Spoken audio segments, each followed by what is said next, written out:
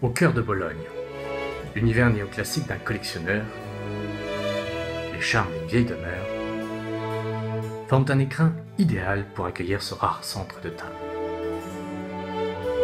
Le raffinement de la collection est révélé dans cet objet à l'image d'un temple circulaire, comme un trésor de l'antique. Le surtout de table représente le faste et le goût qui apparaît à la Renaissance. Les grandes familles et les cours européennes le dévoilaient à leurs convives, tel l'apparat de leur richesse. Celui qui vous est présenté trônait fièrement dans un des multiples recoins de la propriété. En marbre jaune, de Sienne et albâtre, il abrite une renommée couronnée par une balustrade ponctuée de 8 dieux de la mythologie, en bronze doré et ciselé.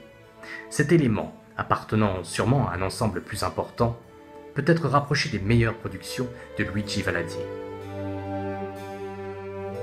Ce dernier, célèbre orfèvre et bronzier romain, a laissé derrière lui des objets comparables dans la seconde partie du XVIIIe siècle, notamment pour les grandes collections des Borghese, de l'archiduc Ferdinand d'Autriche et de celle du duc Luigi Braschi Onesti, exposées aujourd'hui au Louvre.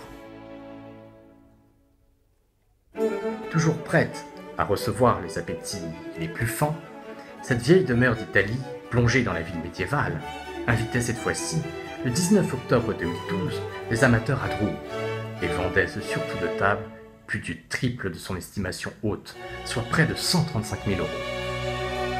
Participant à élever la table à celui des arts, cet objet n'aurait pu traverser le temps sans l'esprit éclairé d'un collectionneur. Vieille demeure et collectionneurs ne sont-ils pas le meilleur ménage pour conserver pareil trésor? Et si c'était aussi le vôtre?